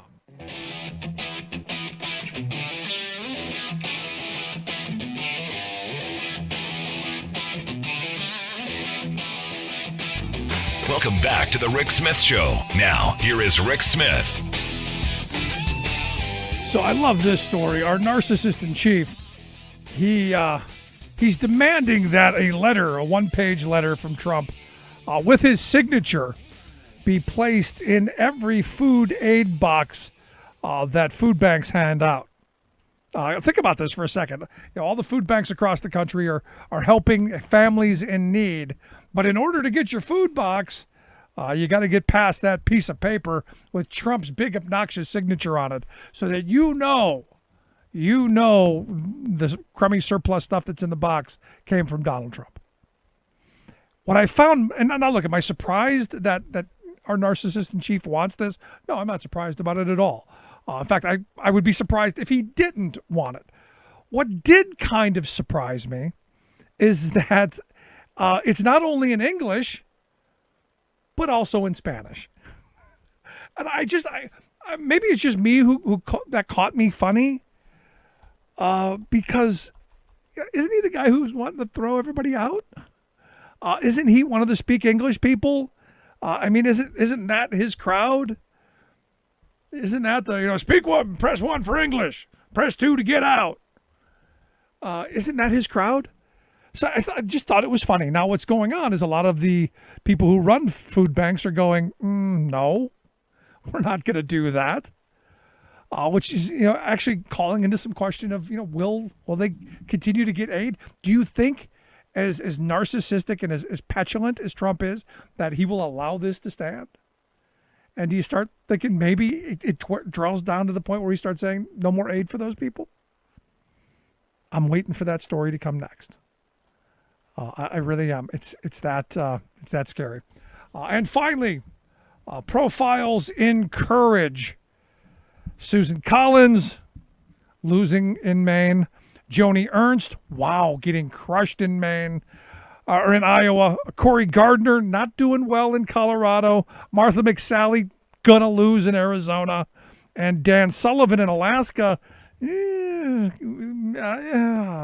know. Along with Lisa Murkowski, they voted in favor. And this is again one of these moments. They voted with all of the Democrats on a final vote on a motion to block Donald Trump and the administration from supporting the lawsuit against the Affordable Care Act. What this means is that you had Collins, Ernst, Gardner, McSally, Sullivan, Murkowski, 6 Republicans say that they support the Affordable Care Act. This is huge. Now, obviously, the motion did not pass. It didn't meet the cloture, the 60-vote cloture rule. But still, 51 votes moved in the Senate to condemn this administration moving to take health care away from millions of people. Now, obviously, you've got Collins and Ernst and Gardner and McSally and Sullivan who are in tight races. I expect, 4 of the 5 of those to go to Democrats.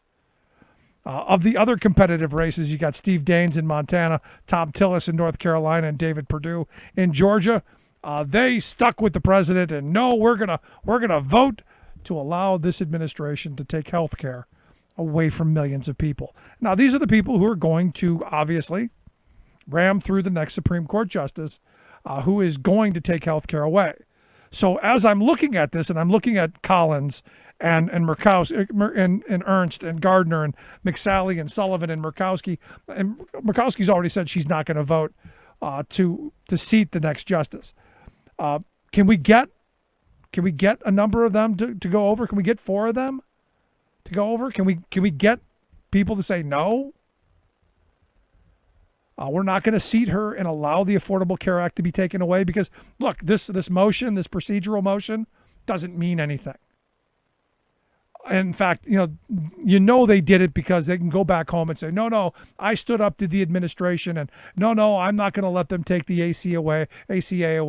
I stood up for you, knowing that this vote didn't matter, wasn't going to do anything, and even if they did push a resolution to do it, wasn't going to stop it. But it's and give Schumer credit; he made them get on the record. But now they can go back and say, see, look, I stood up. But they're going to vote to confirm the next Supreme Court nominee. They're going to put Barrett on the court, and she's going to be the 6-3, or probably more likely the 5-4 deciding vote on taking the ACA away and making it unconstitutional. So not profiles in courage, just enough to try and save their behinds. And I hope they all get voted out. Just my thought. I'd love to hear yours. You can email me, rick@thericksmithshow.com. If you missed any of today's program, download the podcast at the website. Get the app on the smartphone. Take the program on the go wherever you go. Thanks so much for tuning in. We'll see you back here next time.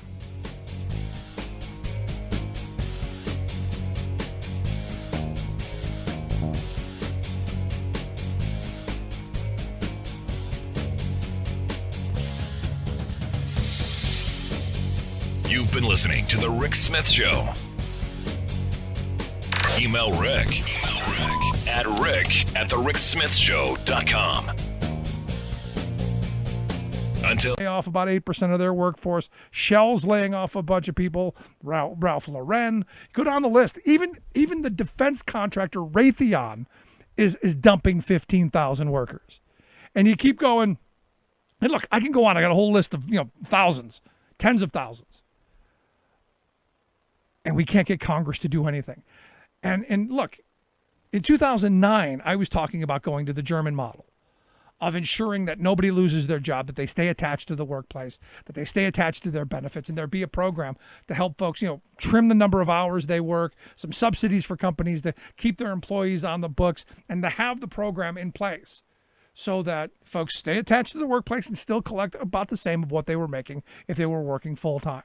Keeping the economy afloat, because this is all about making sure the economy doesn't completely crater. Because guess what? The CARES Act did exactly what it was supposed to do. It kept us out of a depression. If we don't get something now, moving forward, when the next wave hits, we're seriously going to crater into a depression.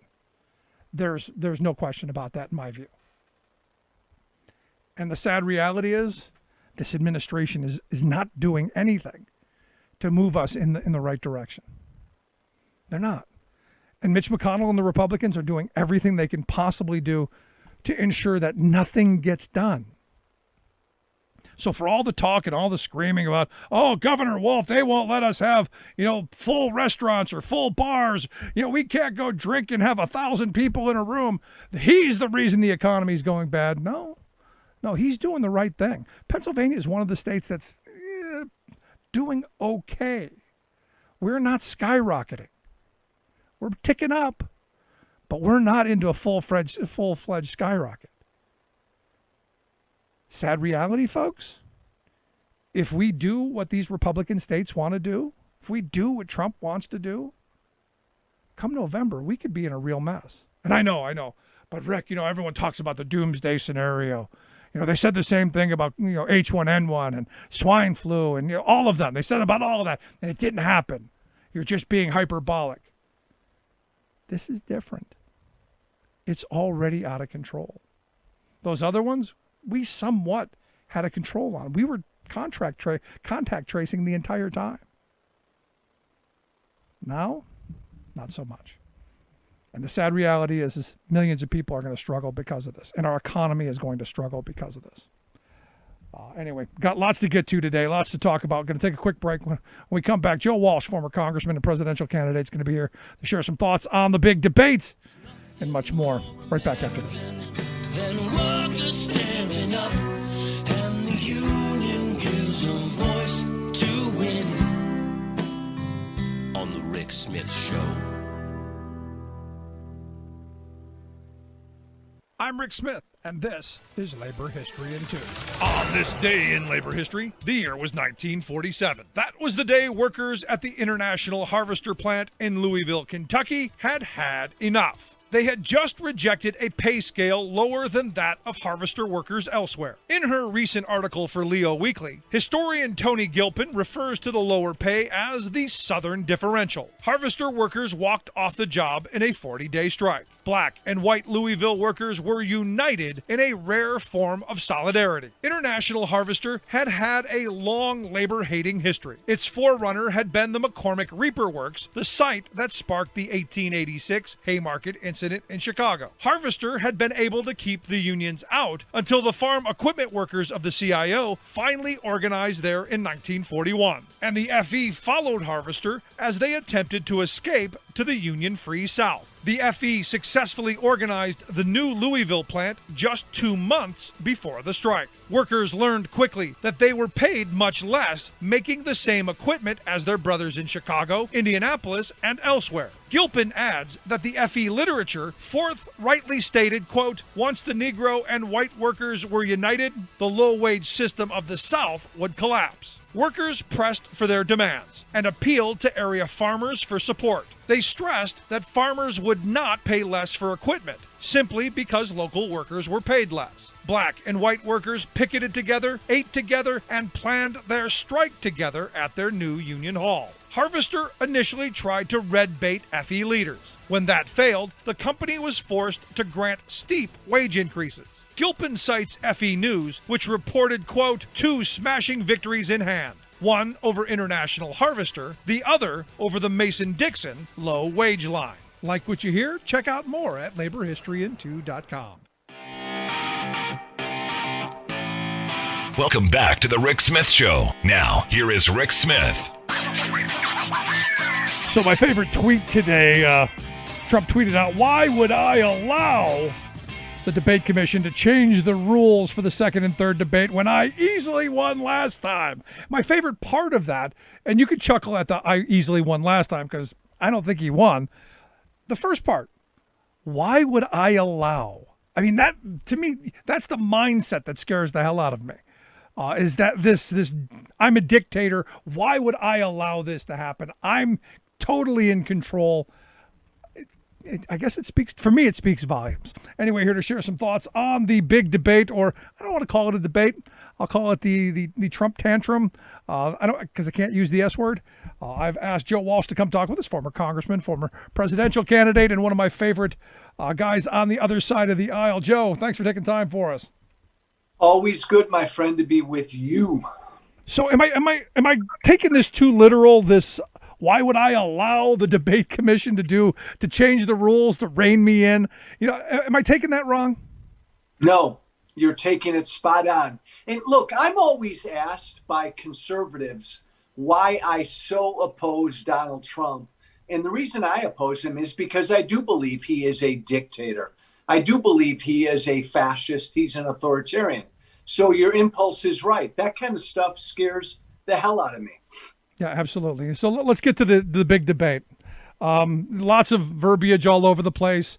The narrative that I'm pushing back against is that it was both sides. This both sides nonsense that keeps popping up. It was both of them. They were both out of control.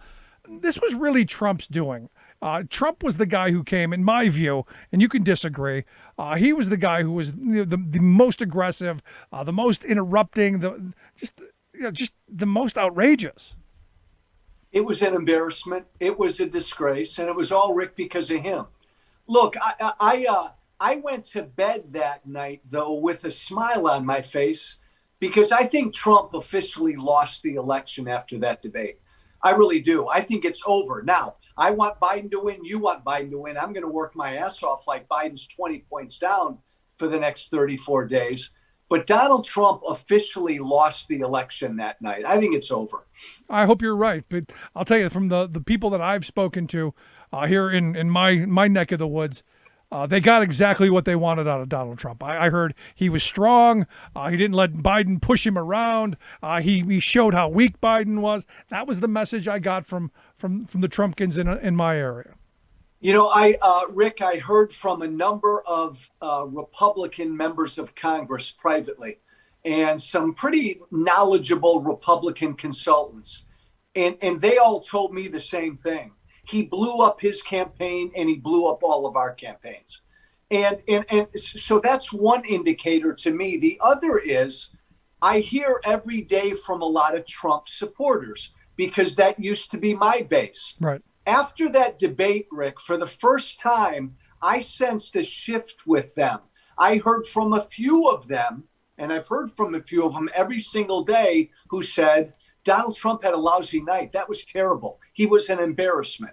These are Trump supporters. So I really do think it hurt him. I hope so, because when I watched it, I got to tell you, I wanted it over. It was painful to watch because I started thinking about what does the rest of the world think of us. You know, if this we're turning into one of those banana republics where the leaders then end up into fisticuffs. There's something wrong with that. Look, again, Rick, you and I have talked about this. We have a horrible human being in the White House. He's a 5-year-old. He acted like a petulant 5-year-old that whole night. Now, anytime you can have people see that, anytime you can have Donald Trump exposed, even if there were a few thousand people watching him for the first time Tuesday night, it's a good thing. It's a good thing. I hope there are 2 more debates because he can't change. He won't change. No, I hope there are too. And everyone was saying yesterday, I got the liberals are saying, well, Joe Biden should cancel the next debates. And I'm like, hell no. If I'm Joe Biden and someone says, hey, we should cancel the debates, I go, hell no. I'll debate him on this stage. I'll debate him in the alley, in the phone booth across the street. I'll debate him wherever because we're going to kick his behind. None of this surrender monkey stuff. Stop with that. I agree, Rick. I don't think he needs to debate Trump again. I think if Biden said the hell with it, this guy's worthless. I'm going to spend the next 34 days talking directly to the American people. I don't think Biden would be hurt by that.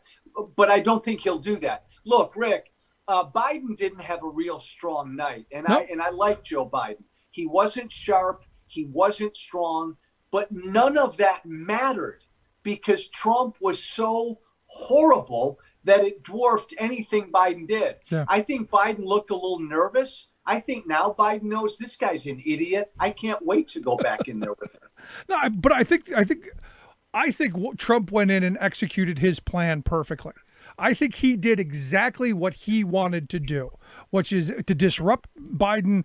Every thought that came out of his mouth, he disrupted and he redirected, trying to get him to force a stutter, trying to get him to do something to delve down into dirt with him. While I loved you keep yapping or shut up, man. While I loved those, I loved that he's a clown and Putin's puppy. I loved all that. It still made him come down a notch.